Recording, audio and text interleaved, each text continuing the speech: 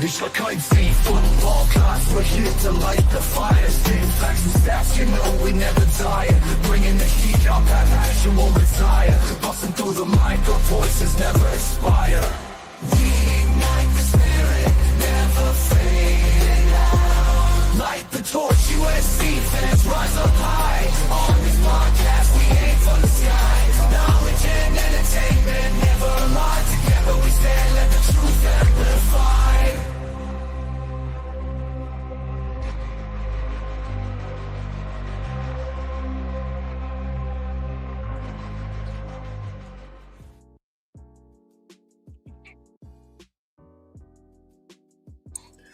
What's going on, Trojan fans? Welcome back to another live episode, New Year's Eve, and so we're going to be talking about what just took place yesterday. So USC number 16 played TCU at the Alamo Bowl, and USC lost in overtime, 30-27.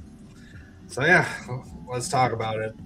So let's just go ahead and introduce the guys on my right. We got B Jones. How's it going, B Jones? Right on. Hey, wake up, man. I'm awake.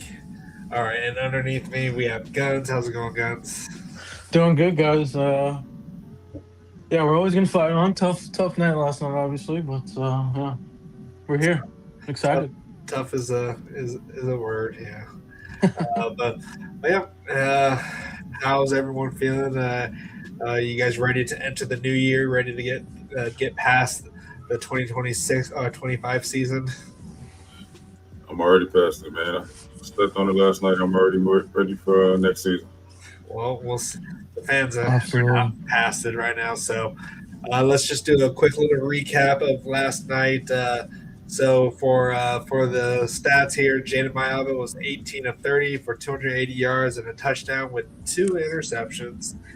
King Miller was 25 for 99 yards and a touchdown, and Tanuk Hines was 6 for 163 yards. And on the other side for TCU, Kent Seal, their backup quarterback, was 29 of 40 for 258 yards with 1 touchdown and interception. Jeremy Payne, out of 2 of the running backs that ran all over us, was 13 of 73 for a touchdown. And Eric McAllister, their number 1 wide receiver, was 8 for 69 yards with a few crucial drops in there. So, let's go ahead and just talk about this here. Let's go ahead and go for the first quarter here. Let's talk about our offensive thoughts and grades. So let's go and start with B. Jones. Yeah, man. So offensive thoughts, we start off very slow, couldn't finish drives. With the defense that was not that great, man. I mean, obviously we had a lot of guys out. This is not our typical offense. We all know that. We played 70% freshmen this game, man. In comparison to them, where they brought pretty much everyone back, TCU. But that's no excuse, man. They are just not the caliber of program that we are. So that performance should never happen.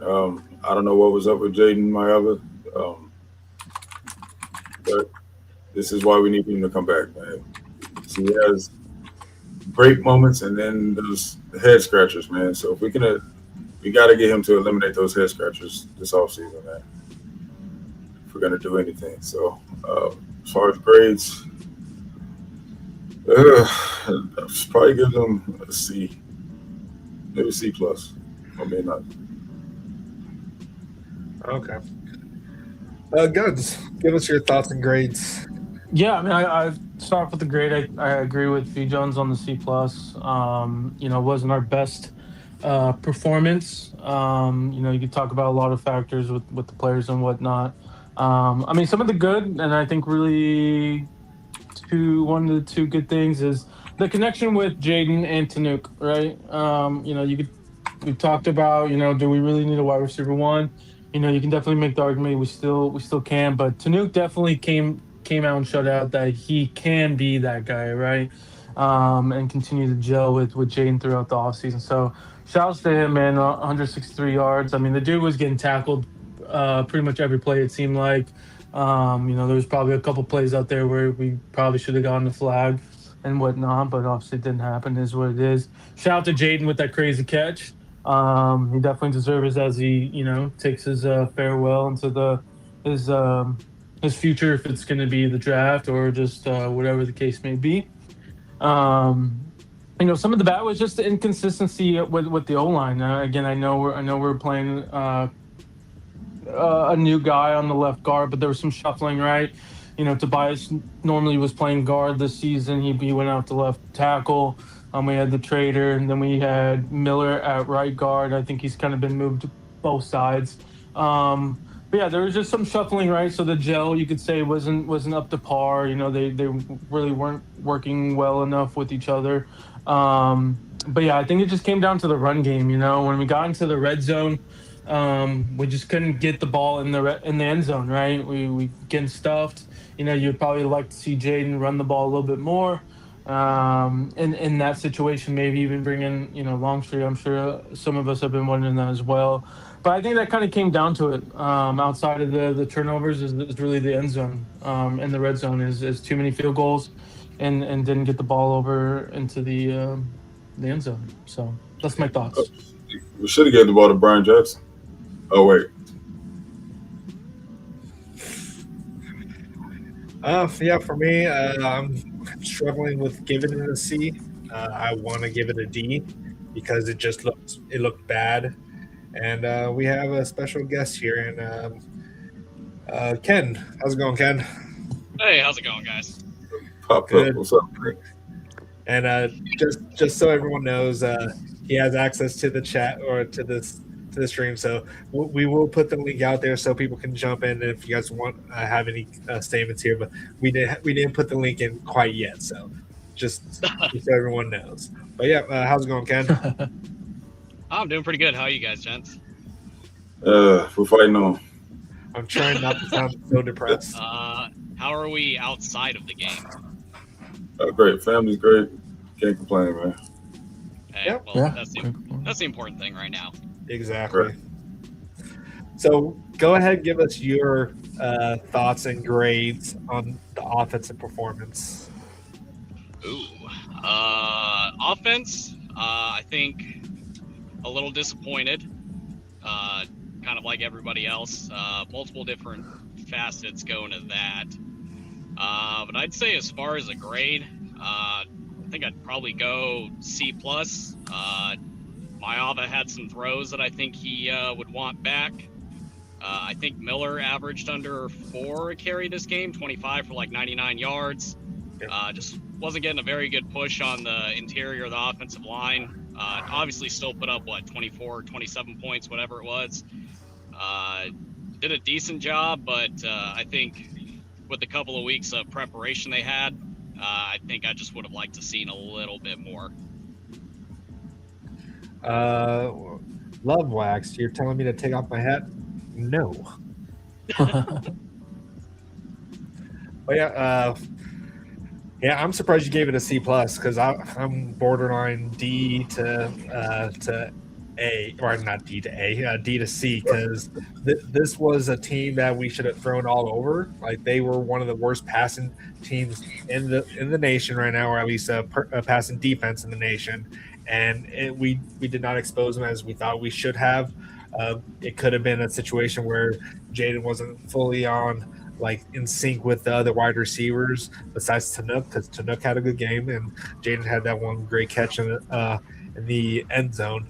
But other than that, like, we only really had Tanook to really kind of give us those yards, and we kind of banked off also just getting pass interferences, just throwing it deep and then hope that they are going to try to interfere with Tanook, because he would always beat them. But the red zone was just bad. Like, we should not have done. We should not have. This game should have been not even in overtime. We should have won by at least 2 touchdowns. But shout outs to Ryan Sierra for his breaking the record for kicks. What was the specific record that he actually broke? Most points during the season. Yeah, most field goals, points. Yeah, single season field goal record. So shout outs to him. He definitely earned his scholarship. So, but yeah, other than that, it's just like this was rough. Like that one, like in that red zone or in overtime, when King Miller got sworn by like five people at right before we on third down, was just ugly. So I'm going to give it a D plus, just to be nice because there's a plus in there. Did I give the highest grade out of everybody? Yeah, you did. Oh wow. We were all the same. Yeah, me and Jones were C plus as well. He said C plus. I thought you guys all said C. No, we said C plus. C plus. C plus. Okay. Yeah. Mm-hmm. Damn. I guess I get your point, BC, but I'm not usually the kind of guy that makes excuses, as y'all know, but I think there are other circumstances that go into the offensive performance. Play calling, obviously, in the red zone was atrocious. Not sure how you're on the 2-yard line and you don't punch it in the end zone. You end up somehow losing yards on 2 plays. But I don't know, man. No Lane, no Lemon, patchwork O-line. Was it really much of a patchwork, though? We've dealt with that all season. Still patchwork. Yeah, but we haven't really had too much issues getting over 100 yards rushing with King Miller, with patchwork, and the fact that Jaden only ran the ball, 2 or 3 times? 3 times, yeah. So, we all thought we would see Hassan Longstreet maybe even during a full drive, maybe, or just even if it's too obvious that he's going to run the ball, then don't run the ball with him. Like, they're going to expect to run with him if he's in there, then just give it to King Miller or Riley Wormley. You know, I honestly thought that we would see some trickeration, man. I thought we were going to see Longstreet line up. Where was this playbook? Yeah, I thought we were going to see Longstreet line up at wide receiver and do a double pass. This was the most basic playbook. This was like we were playing Georgia Southern. Right. So we were just playing very safe in everything, except for just tossing it up to not King Miller, but to Nook. So this was just a bad performance on offense, regardless. Like this was just ugly. Yeah, we were playing unnecessarily conservative. I don't understand that one at all. So yeah, that's why I give it a D plus, because let's go back to the stats for TCU. Their rushing defense is fine, but their total defense, they give up 378 yards. Rushing defense 43 in the nation, which is fine, but they give up 245 yards a game through the air. They're 115th in passing, and their scoring defense, they give up 25. So they help. We barely scored over their average of scoring defense. Their red zone defense is tied 92nd in the nation. 86% of the time you score on them on defense, or for them on defense. Their red zone offense is 90th in the nation, and they had a backup quarterback. He wasn't a walk-on like I think someone said he is. He has experience, but he threw 250 yards on us. He looked good, better than Jaden in some aspects. Man, you're really making me feel worse about this game than I thought I did. It's just bad. It's unacceptable for sure. But all right. Second quarter. Yeah, I mean, the last thing I'm just to say is, he did throw for 280. Sure, he should have been a little bit more better on the completion percentage. 60% ain't horrible. Obviously, the 2 interceptions hurt that. Yeah.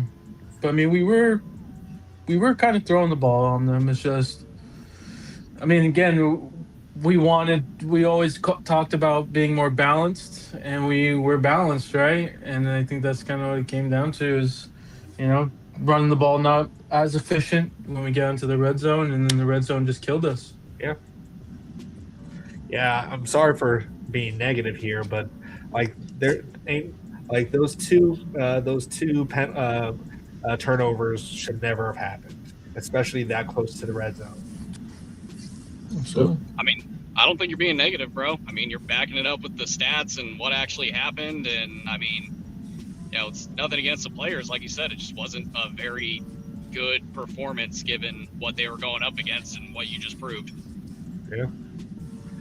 But other than that, though, like it's just like Tanuk, he's definitely he's going to be one or two, depending on how things go. Like I was hoping to see more of Corey Sims in there. Like he didn't get as much touches, but there was definitely some missed penalties on their side. Like there were like some defensive holding, plenty of that.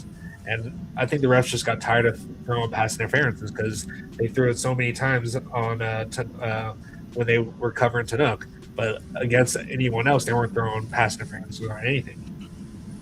On that play that they got down to the 1 yard line on that deep pass, DJ Harvey definitely knocked that ball out, and it should have been called a touchback.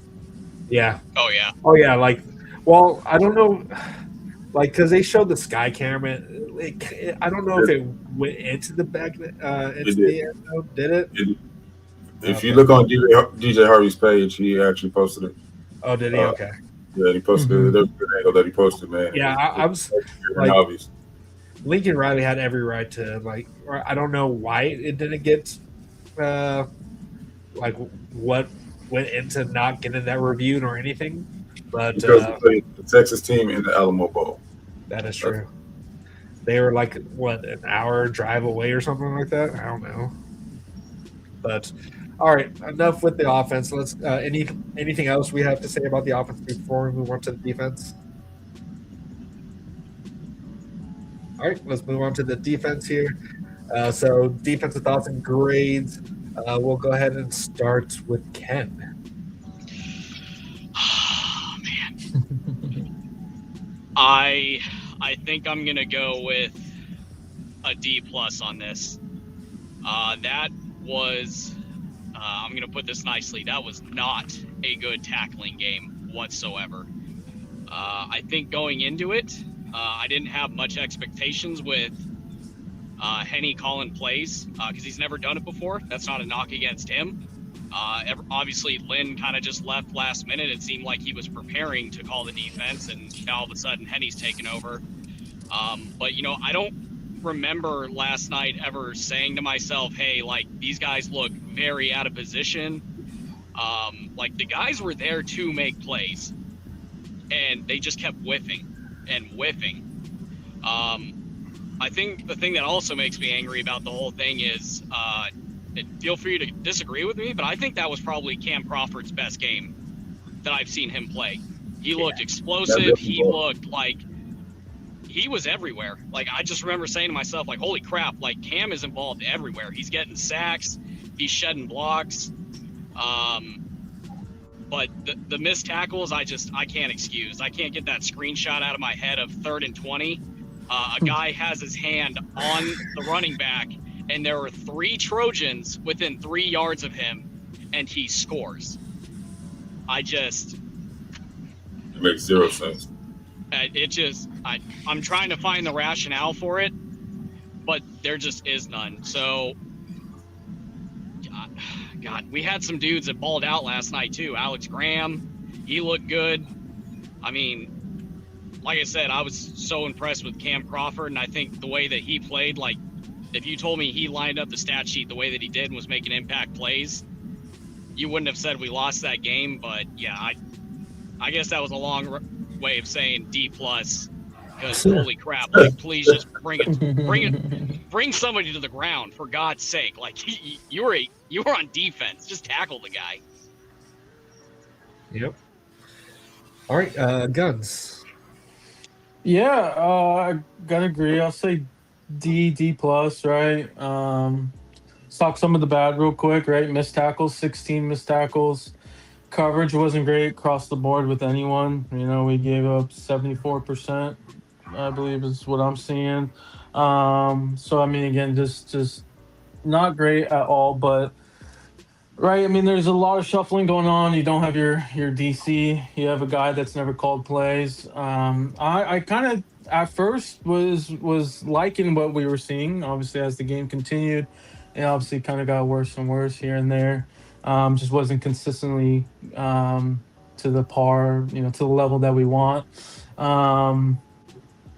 AJ Tutelli, I think there's somebody that deserves some look this offseason. He only played about 4 snaps, but in those 4 snaps, he was our highest graded player. Floyd, hopefully we resign Jide, or hopefully it gets announced if he has been resigned. Cam Crawford, I agree, is one of his better games. Graham, he's probably one of our best tacklers. If we can just focus on tackling as a group, more effort, more focus, we can do some good things in the future. One of the cool things I thought was neat to see is we had more three and outs this game than the whole season. So if you want to look at any positive, I thought that was cool to see. Wait, say that again? We had more 3 and outs this game than the whole season combined. And we still lost. So, I mean, there was some positive, something I guess you could say that Henny was doing right, but obviously it came down to the missed tackles. All right. B. Jones. Yeah, man. So obviously, man, was glaring in everyone's heads that last play, that 3rd and 20. Listen, I'm all for the way that the guys were tackling all game. They were laying wood out there, right? We said that a couple of times in the group chat. Yeah, these boys came out hitting. But in crunch time, in clutch situations, you have to know you can't be headhunting, man. You have to go for the short tackle. And on that particular play, man, there was a senior guy who should definitely know better, man, who's just kind of trotting out there. It was right in the play. He was one of those 3 guys that Ken mentioned. But he was just kind of trotting and assuming that the other guys was going to make the play. Why? You should be beating them to the ball. Your mentality should be, nope, that's my tackle. You know what I mean? And if there's some friendly fire that happens, you happen to hit one of your own teammates, so be it. Yeah, what do coaches always say? Play until the whistle, until you hear the whistle. Did you hear a whistle? Exactly. You didn't hear no whistle. That type of effort is just unacceptable, man, especially in late game situations. You go for the short tackle.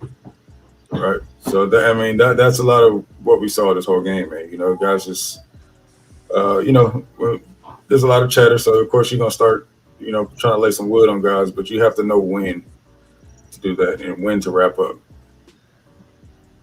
Yeah. Is that all? Sorry, I didn't want to cut you off here.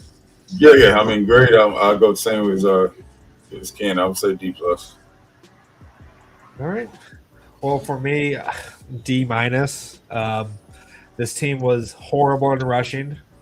Like this season, they were averaging, what was it? 131 yards rushing. They had 140 yards rushing, so they got over their average. But they lost 23 yards, from rushing attempts. Like we were getting TFLs, and yet they still had more first downs than we did. Like their offense just looked, or like granted they had a top 30 offense all year, and their star wide receiver wasn't really doing much. So D-Nick did a decent job with locking him down. So which he was the only one that was playing like at the line of scrimmage. Everyone else was lining off like 10 yards off. So the only one that I saw that was locking it down for the most part was D-Nick. Like he even jarred that ball loose that could have been a touchdown. So that's a positive, I'll say that. And like it was just a Jekyll and Hyde kind of defense. Like there would be like some drives, like we had 2 3 and out right off the bat, and like you could see the intensity, but then that would just go away. Like it was just like a quick burst of high intensity defense of just flying to the ball and like laying the boom on them, but then it would just go out, it would go away. Like they just thought like it just I don't know if there were some tweets out there from parents, from recruits that were calling out some effort from this team, and it just showed. Like the effort wasn't fully there on key plays. That 3rd and 20, like literally, like that's like the ugliest thing. Like in our group chats, I would like always post videos of people missing a whole bunch of tackles and like saying, "Oh, that team should not, that team should be ashamed of themselves." Like, I hope they feel bad about what just happened on that last play. Like, I don't know if they had. I didn't see if there was any interviews afterwards, but like, that was the ugliest play. Like, that was a reminiscence of King Miller against Michigan when they let King Miller convert a third and super long. That was basically the exact same situation, but for a game-winning touchdown. So that stuff should never happen, and so that's why I'm giving it a D- rather than an F, because at least DeCarlos Nicholson played lights out when it came to locking down their number one receiver. Yep. Like this guy, the quarterback, this was his dream, and his dream came true. Like, he wanted to play for TCU so bad, and the whole team was playing for him, and they made his dream come true for winning the Alamo Bowl. And we just, like, no, I'm not even going to say some of the other things that I want to say right now. Yeah, great story, but after that, we should have won that game. So sorry. That's good. Yeah, good for the kid, but nah, man, that's on us. Good for him, not good for us. Right. Yeah, like, we had 4 pass breakups. We had 1 interception. They had 2 pass breakups. Our field goal kicking was great. Like, shout outs to Ryan for that.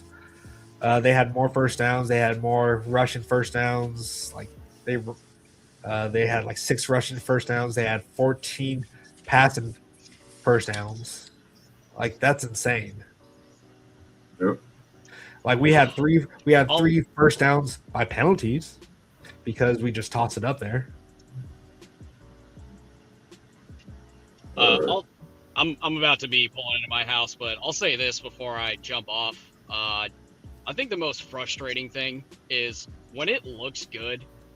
God, does it just look amazing out there when they're God, I can't remember what quarter it was, but it might have been during the sequence and some of the back-to-back 3 and outs, but linebackers were flying uphill and hitting guys, DBs were coming up, laying the wood.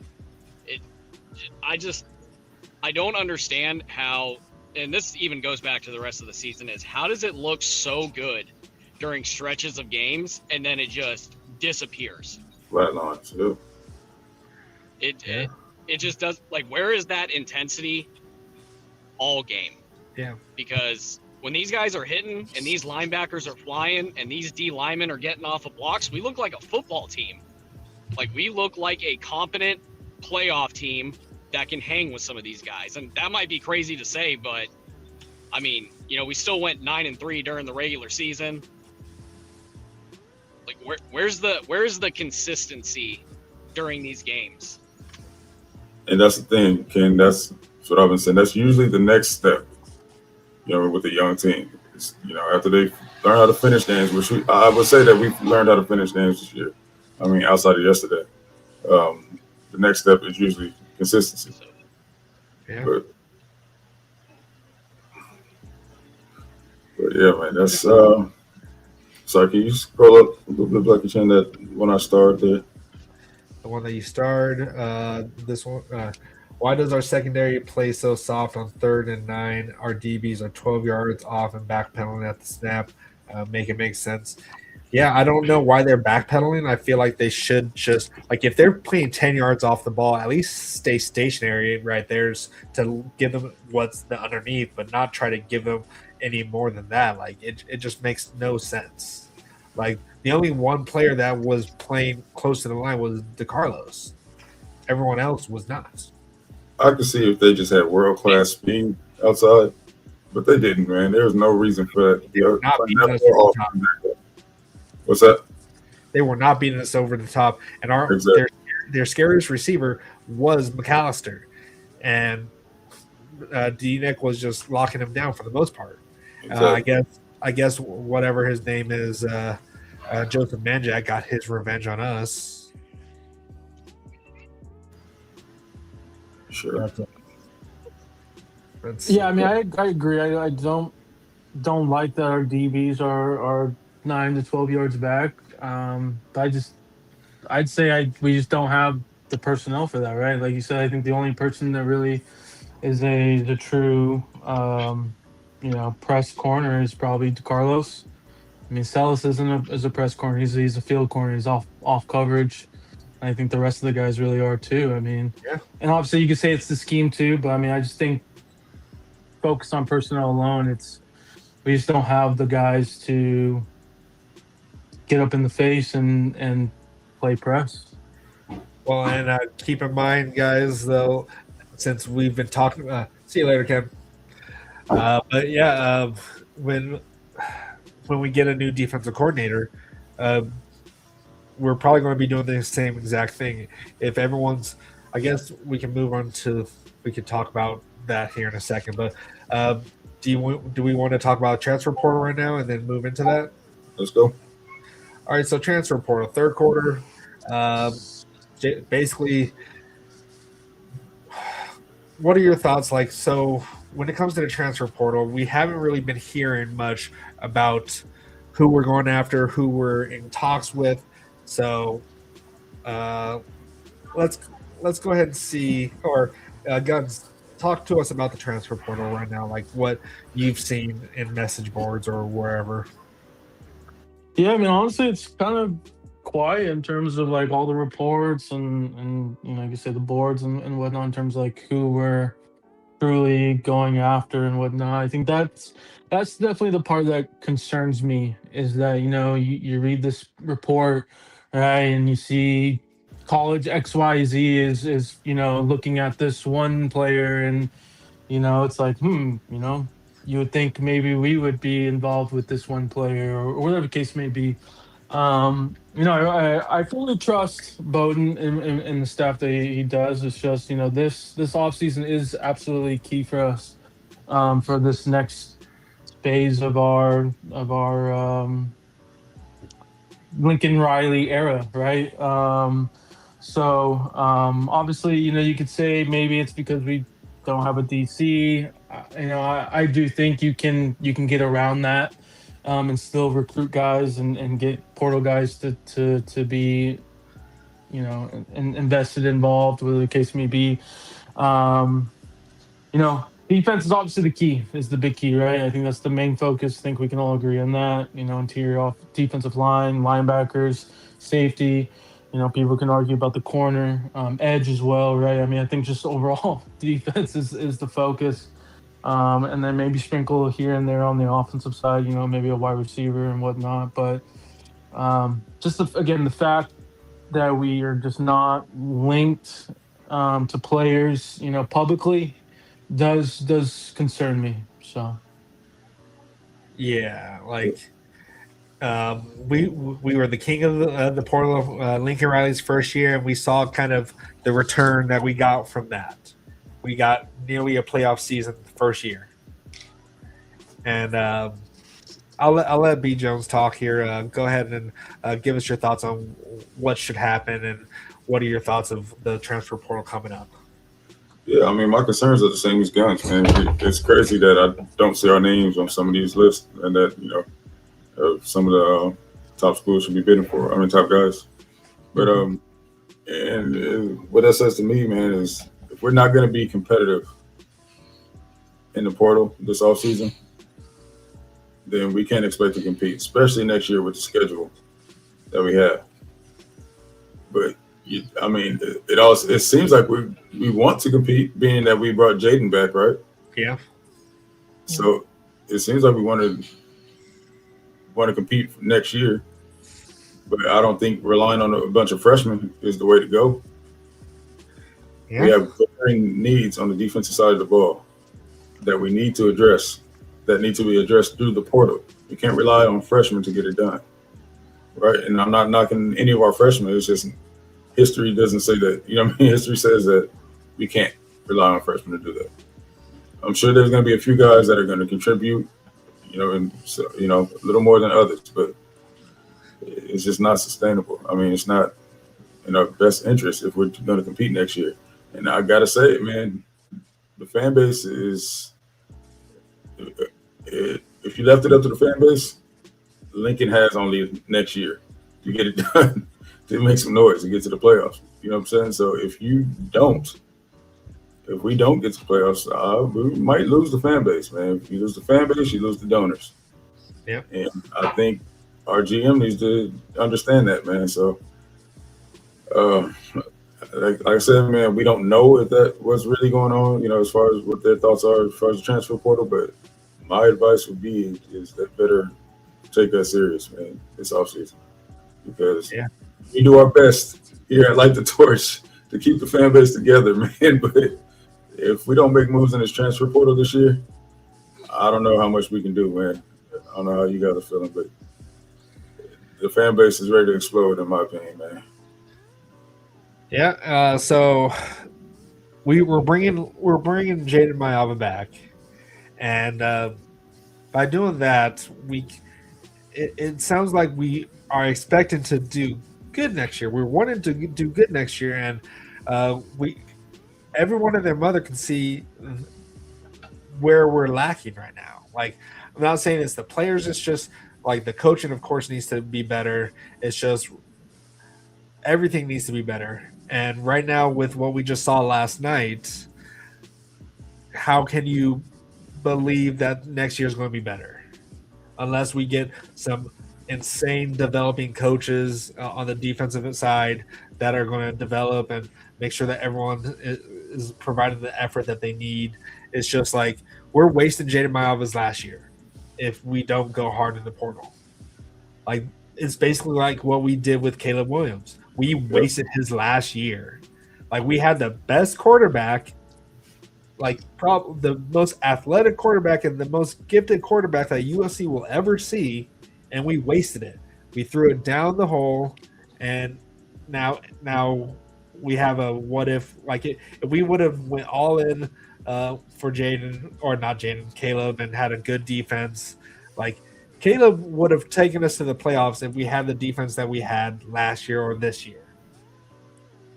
And but we had a shit defense his last year, and we wasted his year away. So I just think like it'll be a bad idea if we don't put any effort. Like, I'm even kicking myself that we didn't get David Bailey. Like, David Bailey is a first round pick. He's a first round pick right now, and he was killing it at Texas Tech. To be fair, I don't think we had a GM in place at that time. True. But still, like, anyone and their mother could have just said, hey, here's a check. Here's not the guy that was true. There at the time. Yeah, but you know how that goes. And I just want to add real quick, I mean, I understand and agree Lincoln deserves criticism in terms of the roster, but I think us as fans need to realize this is like an NFL model, right? We have a GM, right? When you talk about the Steelers, the Rams, right? Like, the GM in the front office is constructing the roster and getting the players and drafting them, and obviously getting the input from the coaches. Like, when we talk about portal now, this really does fall on Bowden. I'm sure the coaches are trying to, pound their fists on the table and say, hey, we need this person, XYZ. But it really doesn't. It does now come down to Bowden and the staff in terms of NIL and who we're looking to get. Oh, so David Bailey actually entered the transfer portal in April, and we hired Chad Bowden in January. Yeah, I mean, I don't think we were gonna get. True, but I didn't feel like we were gonna go big on the April portal. Like, Bowden was still trying to evaluate the roster. True. And now this is his chance, right? We got the high school class, and now it's the portal. So. Yeah, it just sucks when you're seeing some of the players that were possibly could have been at USC, and like, do we know if David Bailey was even interested in USC? No, we don't. But if we could have got him, like if he wanted to come to USC and USC just didn't try, that hurts. Well, I remember saying that around that time last year, I remember saying since we're not going to go after him, you guys probably remember me saying this. We better be sure that what we have is going to produce. Well, we started halfway in the year. At the very beginning of the year, we were looking like, hey, it was fine because we were leading the nation in sacks. But then we had to look at our schedule, who we were playing. And I still don't feel like our biggest issue, coaching, is on the edge. Well, our biggest issue was coaching and having a coach that probably wasn't fully bought in for the whole year. Sure. Well, I'm talking more of roster personnel. I would have to say our interior D line was a way more pressing concern. I mean, we thought we addressed it. Well, oh, sorry. Go ahead. Go ahead. Oh, I'm just saying, like, if what has been going on, if you guys are not part of any of the 247 or on 3 forum boards or whatever, if what is saying has been going down with a particular coach, we were not going to go far with him. What exactly are you talking about? Like, I thought I saw somewhere where like certain players had different playbooks. Oh, yeah. Yeah, there's a lot of rumors and chatter going on out there regarding our last defensive coordinator and how he treated his personnel, but we'll let that come out when it comes out. I don't know. I'm just mad. Yeah. Yeah. Raul, what's up, man? Yeah, Raul. Sorry, I let you in. I just didn't say what's up. How are you doing? How's your New Year's Eve going? It's going all right. Just working. So I just got a little 15-minute break here. Just to say what's up to you guys and the fans. Fans out there, don't panic, man. We lost a bowl game that's really irrelevant. Yeah, we should have won. So it's frustrating in that regards, but it's not the end of the world.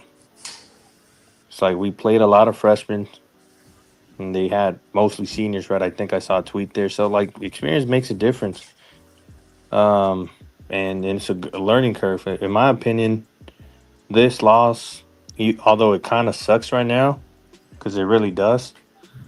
Like, it helps us in the future because, there's going to be extra motivation for Chad Boding and staff to realize, okay, shit, we may actually need to do more here in this next portal window rather than, being too patient. So, I mean, I feel like, this win or this loss, opens up more eyes in terms of what needs to happen. And I feel like it just starts that process sooner rather than later because you saw what happened 2 years ago. We were riding high, that momentum, that bowl win, and we didn't do anything, right? We thought we were going to make the playoffs with Miller Moss, and you saw where that went. So, I just feel like, it'll help us out in the long run. Well, as long as we get our right coaching staff, but music maker make me high. Well, tell me, what is 10 wins gonna do for us? Nothing. It doesn't do anything for us. That's exactly where I was going, man. It's like Ricky Bobby says: if you ain't first, you're last. So fucking what if we can get 10 fucking wins? It doesn't matter. I want to win a championship. I don't care about making the college football playoffs. I want to win the whole damn thing. I don't care about a participation trophy. 10 wins, 11 wins. If we don't win it all, it doesn't matter. Yeah, it didn't affect recruiting. So what is it really? Right now is already set. Like when it comes to our 26 class, and we have our 27 class is pretty much non-existent right now. So, and it's going to be a lot smaller at this point. So we already know that we're going to be picking and choosing with what we got. Like this game was more about really seeing who we have next year and what we're going to need to be doing in the portal. And also to see, I don't know. I don't know where I'm going after that, but just to see where our talent is. Right. All right, Like I man. said, it's not. I'm not saying that we didn't care about winning this game. I wanted to win this game, but it's not the end of the world. That's what I'm saying. It's like, if anything, it helps us fill in the gaps that need to be filled sooner rather than later. Right. I mean, for me, it was just we got to hear this crap all season now about how we lost to TCU. Yeah, So- that's the only. Yeah. That's probably what pisses me off the most is just hearing the Right. chatter. Exactly. Like, we're hearing chatter from a team that didn't even play in a bowl game. Why are you guys even talking? You guys just decide to go home with your ball, and you're talking to us about a bowl game. At least we played one and we didn't quit. Okay, y'all guys are quitters, both in bowl games and a rivalry game. And Rivalry games. They've quit every rivalry they ever had. So yeah, Michigan State, Purdue. Let's see who else. except Navy, they like that one. They like semen. How am I all over the place? All I said is that this win or this loss doesn't make or break us. If we would have won yesterday, it would have been nice to win, but it's not like it was going to be a needle mover for us. Right. Like, fans were already disappointed that we didn't make the playoffs. So, like, if we win, great. If we didn't, like, sucks. Yeah, but like, it's not gonna win. It's not gonna make or break us. This win is not, or this bowl game was not gonna make or break us. So, I don't understand why fans are having a meltdown over one bowl game. Like, yeah, it sucks, but it's only gonna help us in the long run. If this might put the hot seat on Lincoln Riley even more. So, I mean, a lot of you guys already want to get rid of Lincoln Riley, right? So, like, why are you guys mad? Like, that just basically shortens his window here at USC. So, it's like I said, it sucks to lose, but it doesn't make a winner, or it doesn't make or break us. So, Yeah. I mean, I don't know what else to say other than, like, we got this whole offseason to work with Chad Bowden. Let's see what he does in the portal. And let's see what this team is going to look like in 2026. A lot of fans are already counting out USC for this next season. We don't even know what the team's going to look like. Right. So They definitely won't play what we saw last night. I can tell you that right now. yeah, So- if anything, the most upsetting thing besides the loss was just that last play and how bad that summed up that whole game.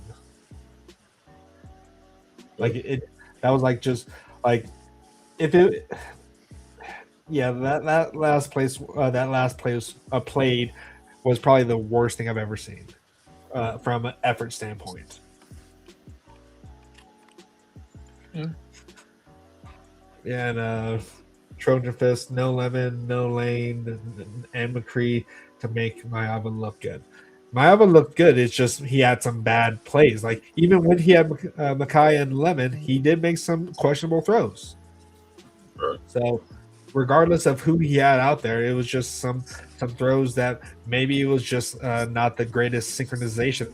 Because I think there was on that one interception to the tight end, he threw it inwards because he thought he was probably going to go down the seam, but then he ended up going the outside. But I haven't rewatched this, so I couldn't really tell you.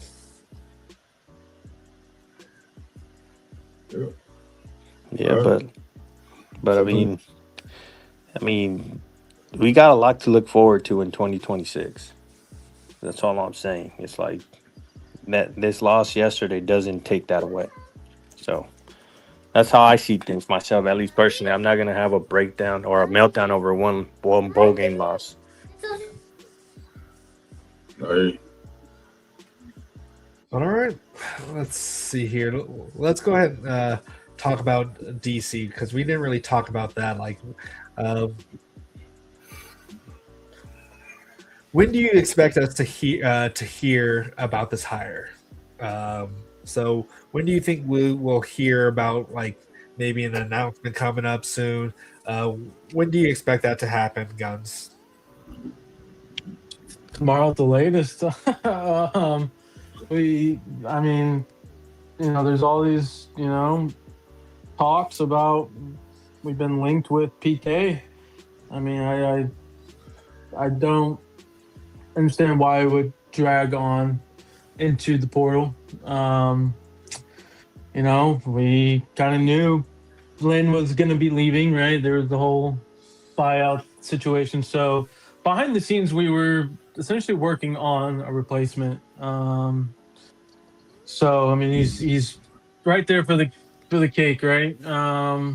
Don't have to worry about a buyout with him. He unfortunately got fired because Sark had to make a change, and yeah. So I would hope today we get something. Hopefully we can figure out the details of that contract, and at least see a post saying he is the main target. So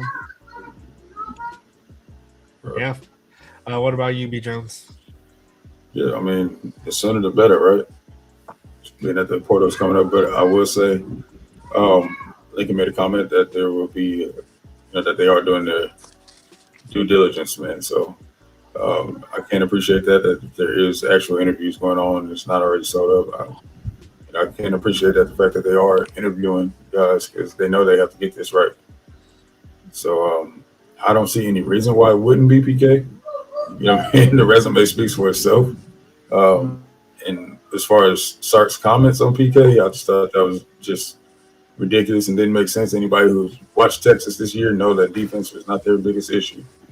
Yeah, not the reason why they failed. So, especially after him losing 9 guys to the NFL. When's the last time we had 9 guys on our defensive side of the ball go to the NFL? Period. So, yeah, man. I mean, I would love to have PK or Ryan Walters. Yeah, I know guns. All right, Ryan Walters, or whoever. I mean, we just have to knock this one out the park. We have to, and there's no reason to believe that we're not going to. So we'll say that the moves that we made over the past couple of years have all been great. I mean, looking back at it, Dancing Lane probably wasn't. We were excited because of what he did to us as a defense supporter at UCLA, but if we're being completely honest, he wasn't quite qualified yet. Yeah, we need a guy with experience, man. Yeah. No, Lincoln Riley better pray that this is his last hire that he has to do, because any more seasons that are not like, I know it's going to be like next year's schedule is a murder's row. Like, it's probably one of the top 10 hardest schedules out there. So it's definitely going to be rough, but I appreciate that they're doing their due diligence, because he has to, because he can't just hire the hottest guy who kind of did good against him like we did with Lynn, and he can't go with a buddy like Alex Grinch. So this has to be a strategic, like a football, like a well thought out decision at this point, because right now he's not going to get any more options.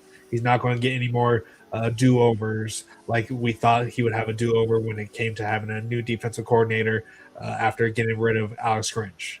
Like, this has to be the hire that pushes him over the limit of getting to the playoffs, getting a national championship, because other than that, he's gone. Like, it's plain and simple. And like he I don't know, like if we can't do it, I don't know if the donors are going to really buy in anymore. Like we sold them that Chad Bowden sold them that he's going to bring USC back, and he needs to do that. He already has it with the recruiting class, but right now it has to be about the coaching as well. So either way, no matter how good the defensive coordinator is next year, if somehow we do miss the playoffs, even if we make 10-2 and we miss the playoffs somehow, the fans are still going to be upset. So regardless, no one's going to be happy. So that's just USC fans for you. You're on mute. So if we go 10-2 with that schedule that we have next year, that is definitely a better record than if we don't. People were saying that we wouldn't even make the playoffs if it went 10-2. Or well, I think that I think that was Christen that said that. Yeah, there was no guarantee. Yeah. So like we could have beat Illinois and we still probably could have not made it into the playoffs. And we would have had a good reason to be upset, just like the other team. But That's why we got to build this roster so we can run the table. Not worry about it. Yep. Let's see here. We're almost at the top of the hour here. We'll let a couple people in here. I can't stay too much longer, so keep it short and sweet in this situation here. So we'll open up the chat or open up the calls here. So come in here, vent, do whatever you need to. Just be respectful, and if you're not, I'll kick you out. All right. So it happens. Oh, here's Bryant. Jenkins, what's going on? What's going on, fellas? How you? How was? Okay, so shout outs to you and Christen's podcast, 4th and 9th victory. How was watching it? I popped in for a little bit while you guys were live, but how was it watching with a whole bunch of people? It was frustrating, and I appreciate you guys showing up. Appreciate you, Raul showed up. Of course, we always give you guys a shout out, but it was frustrating, Blackiechainz. You had some people saying that it was a scheme issue. I don't think it was a scheme issue. We just couldn't get the ball carrier on the ground. Yep. We were in place. Now, if we were out of place, that's a scheme issue. From a position standpoint, from an attacking standpoint, that's a scheme issue. If you're in place to make the tackle, you can't blame the coaches. That's on the kids. Exactly. So they gotta get some players out of the portal. First of all, you gotta reinstate accountability and discipline. But if kids out there missing tackles because they refuse to wrap up, then you gotta put them on the bench. I'm sorry, I don't care who they are. You got to put them on the bench. So if you go back and you look at that last play in overtime, 4 players was right there in position to make that tackle. And I'm not calling out any names, but I'll just say some numbers. The last line of defense that could have stopped that kid from even getting the first down, refused to wrap up. Even in a situation like that, the sideline is another defender for you. If you just push the kid out of bounds, they have to kick a field goal. They're not asking the kids to do anything that they're not capable of doing. These kids have been tackling, wrapping up since Pee Wee. But for some reason, they get in the game and everybody wants to make the big hit, make the kid fumble, knock the kid down off his feet, instead of wrapping up the fundamentals. But if they allow kids to get away with this against Missouri State, you can't get mad when you see them doing this in a big game like this. This has to be nipped in the bud in those preseason games against Missouri State, against Georgia Southern. They got to nip this in the bud. If I see you missing tackles in this Missouri State game, I'm not giving you a pass. Because then I won't be let down when you just whip on these tackles when you miss these tackles against a TCU. That game should have been won in regulation. Uh-huh. We need to invest. They need to get some offensive linemen, and I understand that was patchwork, but we talking about the way USC recruits versus the way TCU recruits. Even on the goal line, we don't need any trickery on the goal line. It was first and goal on the 2-yard line. We couldn't get 2 yards. Offensive line couldn't get any push. Nope. So we got an issue with blocking and tackling. That's what it boiled down to. We got the talent. Now there might be a talent gap between the starters and what's behind them when we talk about from an experience standpoint the freshmen. But if you're in position, I expect a freshman to be able to make a tackle. Yep. So everybody wants to blame Riley. And of course, it's going to fall on his shoulders because he's the head coach. But if you go back and you look at that game, that poor tackling didn't start right there in overtime. I saw the same hits in the first half. I think the difference between that game and any other game that we played this season was Lynn not being there. I think if he was there in the second half, we win that game. And Henderson didn't have any experience with calling that, but I understand that the staff had to let him go because of, some behind the scenes things. I get that. But when it boils down to it, like the Torch Man, that comes down to blocking and tackling. It wasn't a talent issue. We should have beat them regardless of what we had on the field, simply because the type of recruits that we have, the type of players that we have, are somewhat notch above the Big 12. That's what you expect when you talk about a USC, when you talk about a Big 10 team. We're supposed to beat them in regulation. Even with the patchwork we had, we were still ahead 10 points. So what's the problem then? Is it scheme then? Is it offensive play and caller? No. It's your players not being held accountable. Yeah. That last that effort at the very end was just atrocious, but it was horrible, Blackiechainz. It was horrible. But again, you're not asking those players to do anything that they're not capable of doing. Yeah. Again, these kids have been tackling since Pee Wee. The fact that they push him out of bounds, that's what I'm saying. He could at least push him out of bounds, but for some reason they go. That's what I'm saying. He had the opportunity to push him out of bounds before he even got. I think he was like 7 or 8 yards short of the first down when 2-4. Yeah, they were pushed him out of bounds. Range.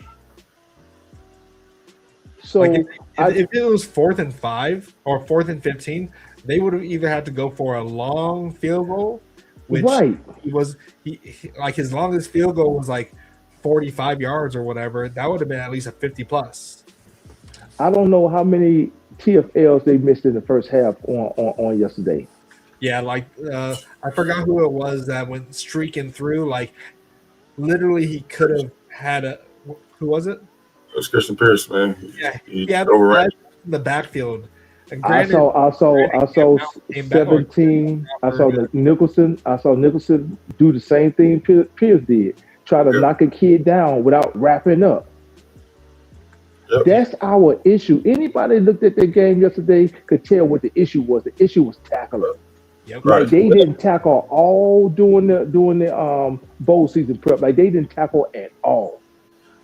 Listen, and we're not trying to single those two out. They're out, and I gotta admit, they were out there thumping. They were out there, laying some wood. When you call it third in practice, when you just hit the player and don't wrap up, that's what they were doing. They were third in yesterday. Exactly. Because you don't. They were hoping for a big hit. They were hoping for a big hit. They were looking for a highlight hit. Well, what you do is Blackiechainz. You go from the third in practice to a full speed third in the game. That's what they were doing. So if you go back and you look at any type of practice film from when they post these highlights, you can see them wrapping up. Those DBs practice wrapping up. I know they do. Yeah.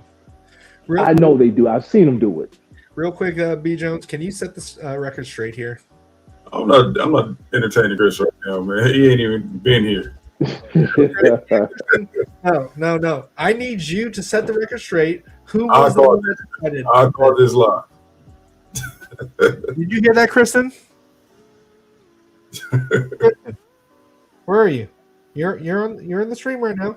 Oh, what's going on, man? Did you hear what B Jones said? What'd he say? Say it again. I called this live, man.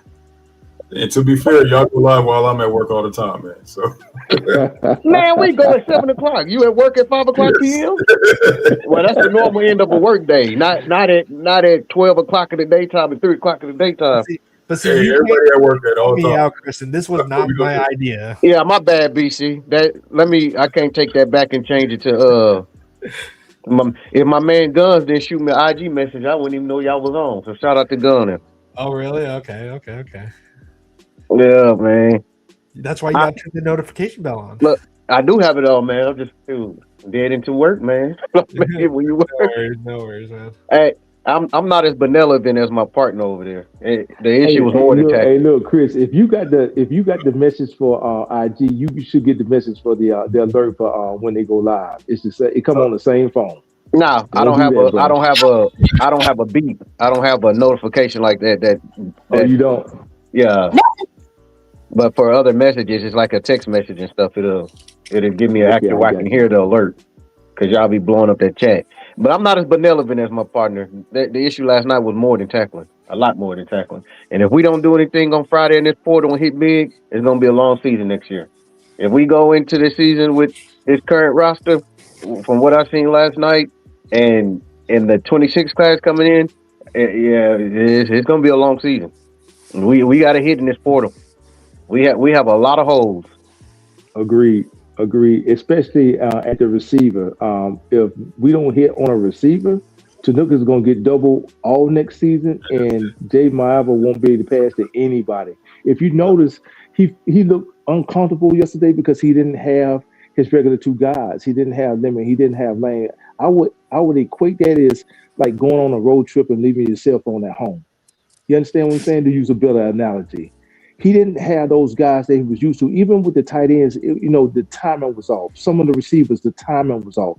He connected on some passes, but for the most part, his timing was off because he was used to having those All-American receivers and tight ends, but they just didn't have them last night. Yep. All right. Before let's get right now. We have someone that we're going to need to get in here. But anything else? Anything else you want to say here, B Jenks? No. Go ahead, my man. I appreciate you having me up. I appreciate it, B Jenks. Definitely check them out at 4th and 9 to victory. Really quick, what was your thoughts with your watch along there, Christen? Excuse me. My thought is stay out of that. Stay out of that 3-man front. It didn't work all night.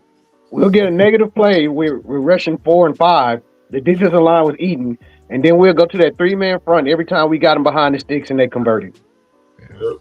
My thoughts watching it is that I know people had the issues with Lynn. With a quarterback who only had 6 stars, we made him look like a Heisman, right? We did a simulated pressure here and there, but we never did anything to confuse him and get him off his first read. And going to that 3-man front and rushing 3, you got to have a zero technique that can move some people and push that pocket and rush him, or he gonna sit back there.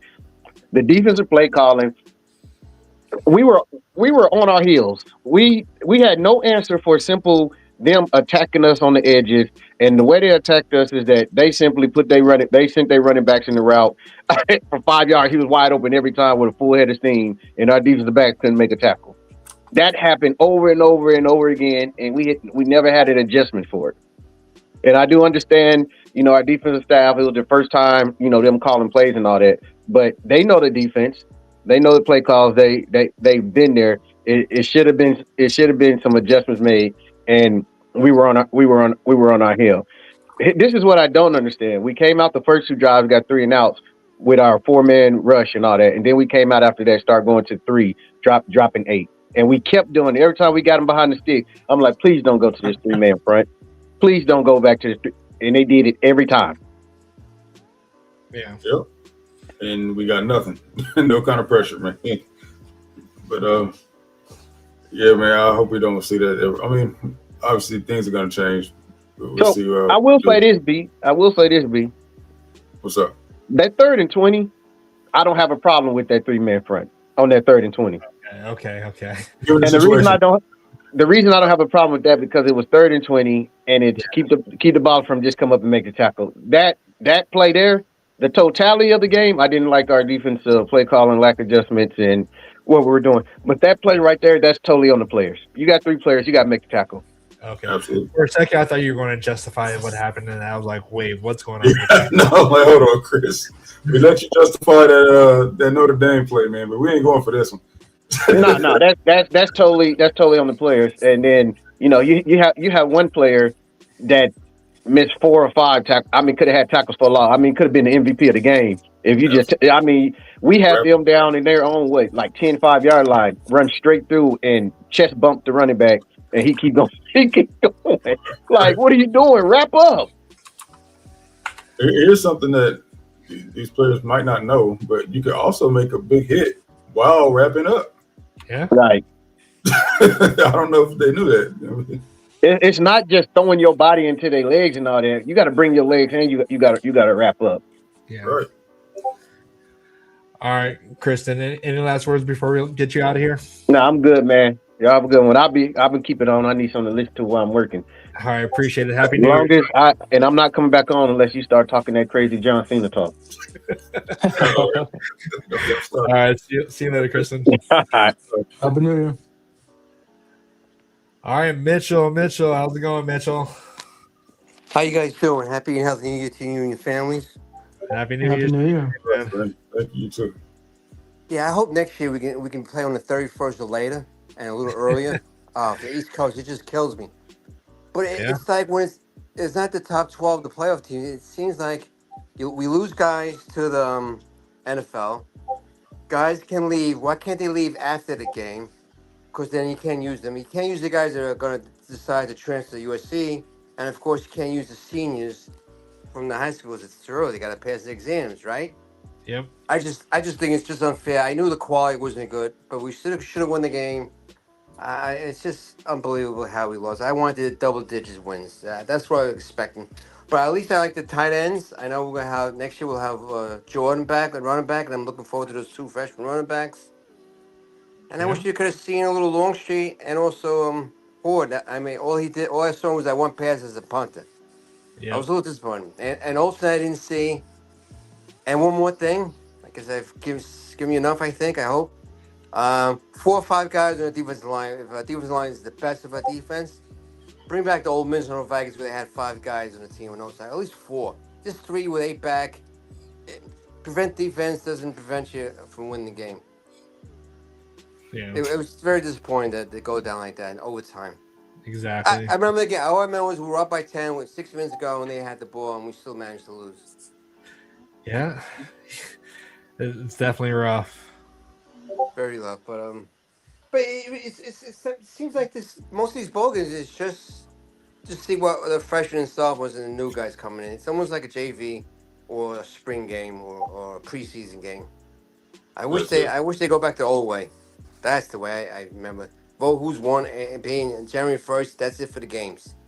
Anyway, you guys have a blessed and safe Happy New Year. Thanks for taking my call. Yeah, of course. Everything. And talk to you soon. Happy New Year's. Thanks again. Fight on. Fight on. Oh, sorry. All right, we got Mr. Paulie. How's Paulie's in here? I can't hear anyone. Can you hear me? Yeah, we can hear you. We can hear you. Hello? Yep, we can hear you. I can't hear anyone. Check your microphone settings. No. Or your headphone settings. I know I can't hear you guys. Oh no. I'm looking at Now you're on mute. Okay, what about now? Can you hear us? We can hear you just fine, Paulie. You might have to get out and come back in. Yes, giving me problems. All right. We have to come back. Probably got to come back. Can you hear us now? Yeah, I can hear you now, man. There you go. Hey, Happy New Year, guys, man. Happy New Year. But I'll tell you, my all-time favorite, man, you guys, man. You guys are the ones that get me going. Every time I get a notification, I put a little smile on my face, man. I love it. Appreciate it, Wallace, Paulie. Hey, so anyway, like I said, Happy New Year to you guys, man. Wish you and your families nothing but the best. And I'll make this quick, dude, because I know people are probably wanting to get on. But, you know, one thing that gets me about it, we know, everyone knows that these bowl games mean absolutely nothing. And what I mean by that is eventually it's getting to a point now. You can just tell now teams want no part of this anymore. I look at yesterday and just the environment, man. The fans weren't into it. The player, no one really. I was having a hard time getting into the game. But you know what it is now? It's a chance for guys like Nicholson to get a little bit more tape, to kind of show themselves out to more NFL scouts. It gives us Yep. a chance to see what's in the cupboard and to see what's there. And it's more of a talent evaluation thing. Should we have won? Absolutely, we should have won. But you know what? It was more of the situation. It's just the way we lost. I think that's what's affecting people. And everybody's so quick, man. This is such a fickle, like fan base, man. It's like, I mean, no matter what happens, I'm convinced Lincoln Riley will never be the right fit for you guys. And I'm not saying you guys generally, but I'm saying the fan base in general. And it's sad to say that because the guy's pretty much has promised us everything he's promised us. He's delivered, and he made it very clear. The university made it very clear that we were not going to build this team on transfer portal people. It was going to be built the right way through recruiting the right people and getting the right people in place and building it. I've said it all along that 2027 would be our year, but whether Riley's there or not, I think that we have the ability. But now you see the game of college football changing right before our eyes. Dude, it's insane at how everything is it's just like, man, it's out of control. It really is. It's getting to a point. Do we even call these guys student athletes anymore? These are professionals. This thing is run like a professional organization. And I can tell you right now, they're 5 steps ahead of us, dude. I mean, they already know who their candidates are, who they want, and who they're looking to hire. You know, there's guys that are in a transfer portal that they've already had their eye on. This is just part of the process, and I'm trusting in the process because I saw us improve this year. And whatever team is going to be out there or not, I believe in what what these guys and the staff with Chad Bowden and everyone are about, and I believe they're going to put the best team possible out there on the field for us in 2026. There's just, I mean, who I know we want this bad, but they want it bad worse than anyone.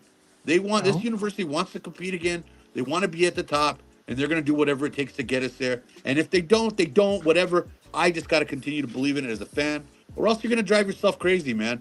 Look at the positives there. I saw Abasari yesterday just totally just look like a really, really solid football player. Bricard looked phenomenal to me. Those guys are pieces that we can grow with. You know what? The fundamentals and all that, I just think it was just a product of the environment we're in. You know, your defensive coordinator bails out that same day, you know, and you got guys jumping in. And of course, Henny's probably not the right choice. He doesn't have any experience. But whoever we do bring in, they have to have the same vision as us. Let's just be real. Our last defensive coordinator, you know, let's just be real with it. From what I've heard, he just hasn't had the vision wasn't there. He wasn't on board for it. His goal was to become a head coach or go back to his alma mater, and that's what he got, and good for him. And I wish him the best. But you know, we have to do what's best for this university, and for this football team. And there's no doubt, man, we're going to turn this thing around and get it going. I'm still hyped. We got Jaden back. We got a number 1 receiver that just bloomed right before our eyes, to Nook Hines. You add another kind of veteran piece that could help mold him and take some pressure off of him. You know, we're going to be just fine. And on top of that, you look at some of the other kids that we uncovered yesterday. I look at Tupou, the other tight end. Yeah, it was his first game. He looked a little out of odds sometimes, but the kid has talent. I'm not going to say he's going to play next year and dominate next year, but those are pieces that you can grow with. And, you know, 54, the linebacking unit, I saw him. He looked really good as well. So anyway, that's enough of me going on and on and on. I don't know how you guys feel about it. We can agree to disagree, whatever, but I just think people are kind of just jumping the gun a little bit too quick and giving up, man. It's either like, I know 2026 is, we either win or everybody's going to get canned, man. That's just the way it goes. But because of the pressure, and it's an unfortunate thing because, you know, you look at the cards that Riley was dealt, bro, that was difficult. You saw NIL change right before our eyes, and look at what he had to deal with. It's not building a program like it used to. This is different, and we're learning just like all the other universities are learning, and hopefully we get it right, man. That's all we could hope for. Yeah. Which brings me I'm sorry. I got kind of fired up right there. I'm telling you. No worries, Paulie. No worries. No, you know what it is. You know what it is. It's like I look back and I look at former players, and I'm not going to name this former player, but you know, you're ripping your university. You're setting a bad example as an alumni, as thing. But you know, yet I don't want to bring up how you just choked in the national championship game and couldn't bring us home another one, but yet, you're over here ripping the team, bro. It's like, just ease up on that, man. These guys are giving their all. They want to be a part of this, and whether it's Lincoln or not, I just know we're going in the right direction. We improved from, the year before. I think we got some good talent pieces, and you know what? The next guy, hopefully, we can shore up those fundamentals. But there is talent there. I think it was a lack of experience that lost that game for us yesterday. It wasn't the lack of talent. And I know people say, "Oh man, we have no talent, no talent." Well, that's a bunch of BS, man. Those guys, those are decent football players there. I'm not saying they're gonna be superstars or some of them, but we definitely have some players that they're gonna make an impact for us, man. Either 2026 or by 2027. Yeah. Right. Well, So it's a lack of talent, but we lost to a less talented team. Yeah. That's the thing about it too. It's like, I don't think we were in that game, to be honest with you, man. I don't think anyone wanted to be there. I don't think anything. It was what it was. For me as a fan, I had a hard time even watching the game, bro. I just wasn't into it. Just could not get into it, man.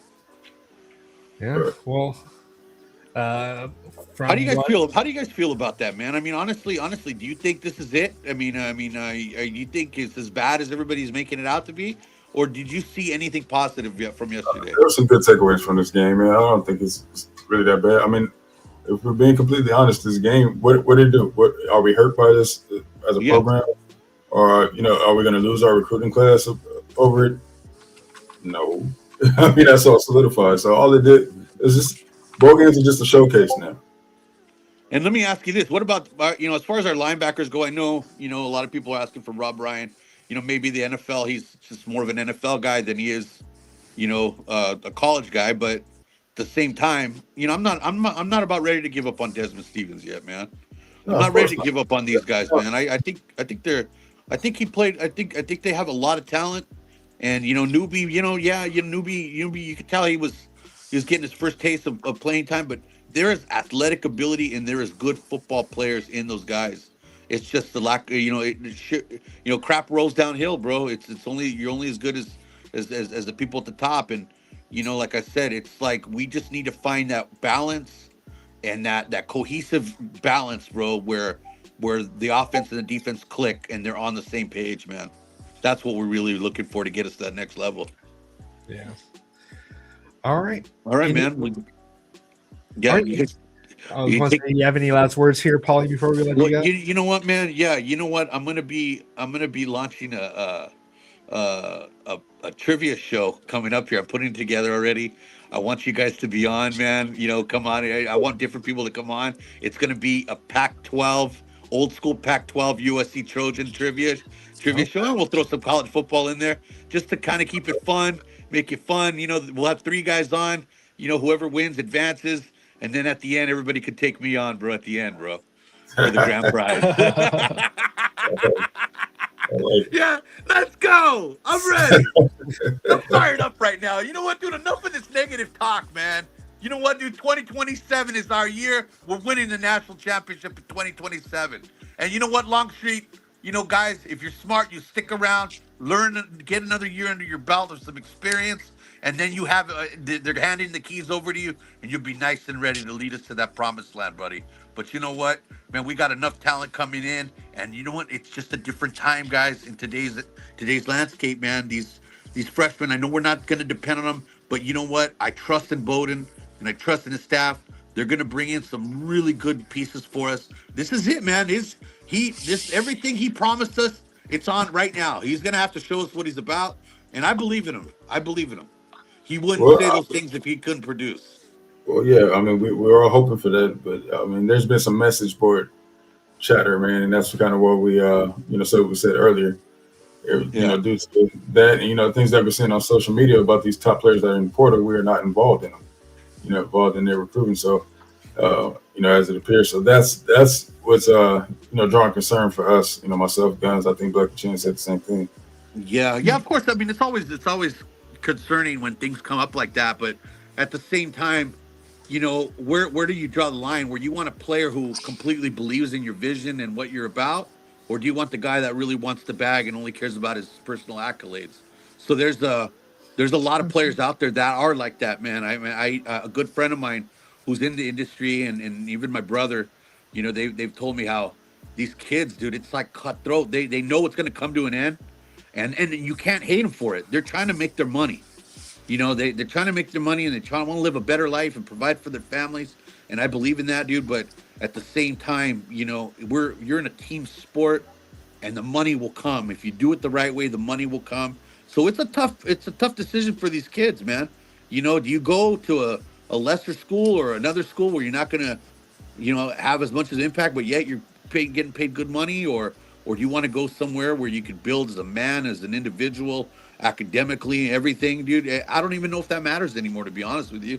I hope it does, but it's just, yeah, we're in changing times right now, man. These aren't your daddy's Trojans anymore, bro. Those days are over with, man. And this is something we got to get used to. And I'm trying to acclimate every day, dude. Trying to understand it, trying to figure things out, and how these kids are thinking. And I just know it's different, bro. So we'll see. Hopefully we get the right guys in, you know, and it'll pay off for us, because we definitely do have holes to fill, man. We got a lot of things out there that need help, you know. But at the same time, you know, I like these kids that we're playing. They're going to be, you know, some key depth pieces that we'll need throughout the year. And I'm glad they got some experience, man. And you know what, man? And a shout out and fight on to my boy Marquise Gallegos. Put him in, guys. Let him play. Anyway, guys, listen, man. Have a happy New Year. I love you guys with all my heart. You guys be safe out there. And I wish you nothing but the best, okay? I appreciate it, Paulie. Happy New Year's, man. Yeah, take care, guys. Fight on. Hey, BC, I need your number too, bro. Okay, yeah. I'll go ahead. I'll message it to you. Because I hate doing this. I message with the boys once in a while, and I feel so bad that you're not a part of this, dude. Because you know, because I just, that's why I'm saying that. Just, yeah, shoot me your number, brother. Yeah, all right. I'll give it to you here in a second. I think I follow you on IG, so I'll send it to you there. Okay. Okay, and I'll keep you guys posted on the trivia show. It's not going to be any kind of hardcore trivia. It's going to be more of like, you know, what player caught, what made the big catch at Notre Dame on 4th and 9, or Jared, or it could be like simple little questions like that. Who was the coach in '87? Things like that. So if you guys want to be a part of it, bro, you're more than welcome, man. I'd love to have you guys on. Sure. Right, man. Appreciate it. All right, brother. You guys take care and fight on, man. Fight on. All right. Don't mind scrolling up to the top, man. I just want to address one question. I'm not sure. Let me see if I can find the area. This one? Yeah. Sorry, yeah. So, Oklahoma made the playoffs before USC. Is Venables a better coach than Lincoln Riley? Was Venables handed the same load of crap that Lincoln Riley was when he got there? Did they start on a level playing field? Do you guys forget what Lincoln walked into or coming here? Absolutely. It wasn't the best situation for him. The